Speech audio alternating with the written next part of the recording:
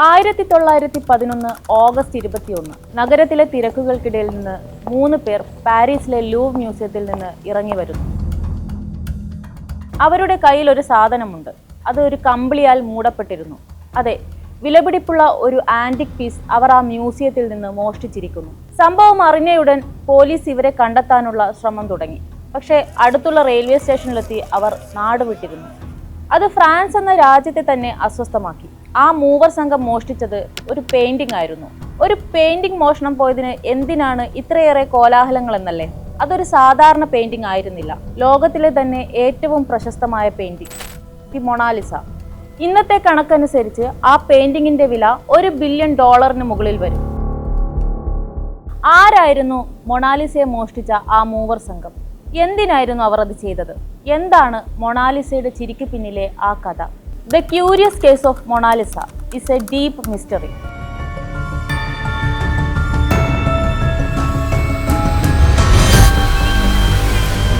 Leonardo ഡാവിഞ്ചിയുടെ Mona Lisa. ഇത് കേൾക്കുമ്പോൾ തന്നെ മനസ്സിൽ വരുന്നത് നിഗൂഢമായി ചിരിക്കുന്ന ആ സ്ത്രീയുടെ മുഖമാണ്. ആരായിരുന്നു മൊണാലിസ? ഡാവിഞ്ചിയുടെ ആത്മകഥ എഴുതിയ ഇറ്റാലിയൻ ചിത്രകാരനായ ജോർജിയോ വസാരിയുടെ വാക്കുകൾ അനുസരിച്ച് മൊണാലിസയുടെ യഥാർത്ഥ നാമം ലീസ ഗെറാഡിനി എന്നാണ്. ഫ്ലോറന്റീനിലെ ഒരു പട്ടുവ്യാപാരിയുടെ ഭാര്യയായിരുന്നു ലീസ.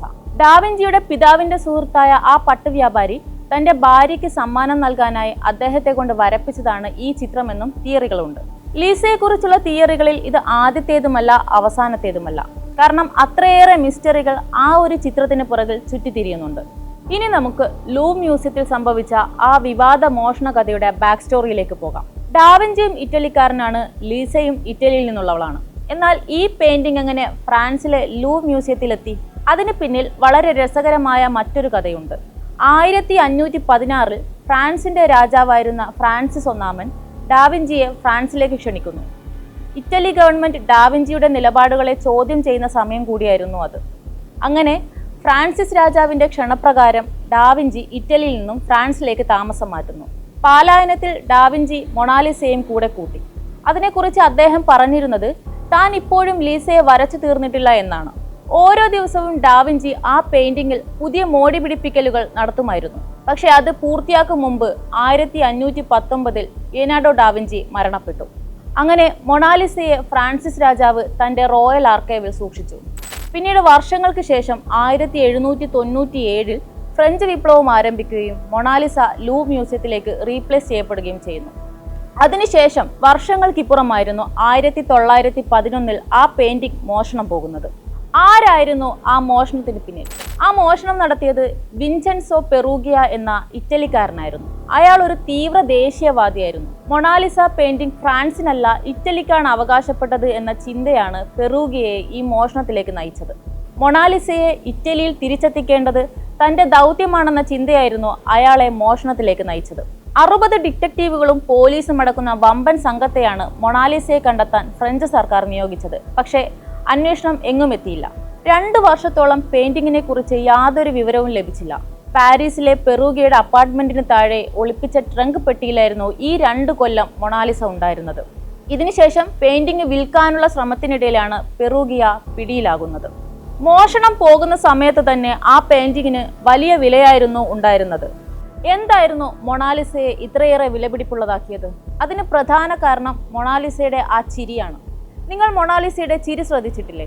എത്രത്തോളം ആ ചിരി ശ്രദ്ധിക്കുന്നോ അത്രമാത്രം ആ മുഖം സീരിയസ് ആയിക്കൊണ്ടിരിക്കും.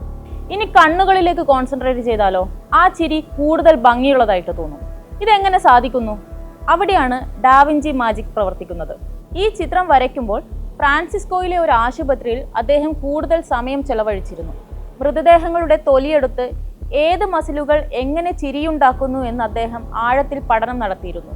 ശേഷം അദ്ദേഹം ഈ പരീക്ഷണം കുതിരകളിലും നടത്തി. കുതിരയുടെ നോസ്ട്രിൽസിനടുത്തുള്ള മസിലുകളും മനുഷ്യരുടെ മുഖത്തെ മസിൽസും പ്രവർത്തിക്കുന്നത് ഒരുപോലെയാണെന്ന് അദ്ദേഹം കണ്ടെത്തി. ഇതെല്ലാം ഒരേ ഒരു കാര്യത്തിന് വേണ്ടിയായിരുന്നു, മൊണാലിസയുടെ ആ ചിരിക്ക് വേണ്ടി.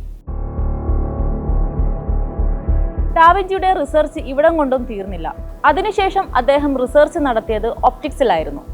ലൈറ്റ് റേസ് റെറ്റിനയിലേക്ക് പതിക്കുമ്പോൾ അത് പടരുമെന്നും ഒരുപാട് കോശങ്ങളായി മാറുമെന്നും അദ്ദേഹം കണ്ടെത്തി. റെറ്റിനയുടെ ബാക്കി ഭാഗം black and white vision capture ചെയ്യുമെന്ന് മനസ്സിലാക്കിയ അദ്ദേഹം ഏത് രീതിയിൽ നോക്കിയാലും മൊണാലിസയുടെ ചിരി അതുപോലെ തന്നെ കാണുന്നവർക്ക് ലഭിക്കാൻ പെയിന്റിങ്ങിനെ പ്രാപ്തമാക്കി. മൊണാലിസയുടെ ചുണ്ടുകൾ ഒരു സ്ട്രെയിറ്റ് ലൈനിന്റെ മെഷർമെന്റിലാണ് ചെയ്തിരിക്കുന്നത്. അതിനാലാണ് ഏത് പെരിഫറൽ വ്യൂവിലും ലിസ ചിരിച്ചുകൊണ്ടിരിക്കുകയാണ് എന്ന് നമുക്ക് തോന്നുന്നത്. ആ ചിരി അയാൾക്ക് അത്രമേൽ സ്പെഷ്യൽ ആയിരുന്നു. ഇങ്ങനെ ഒരുപാട് ദുരൂഹതകൾ കുന്നുകൂടി കിടക്കുന്ന പോർട്രേറ്റ് ആണ് മൊണാലിസയുടേത്. കോൺസ്പിറസിയായും ഫാക്റ്റായും അന്തരീക്ഷത്തിൽ അതിനെ ചുറ്റിപ്പറ്റി ഒരുപാട് തിയറികൾ ലഭ്യമാണ്.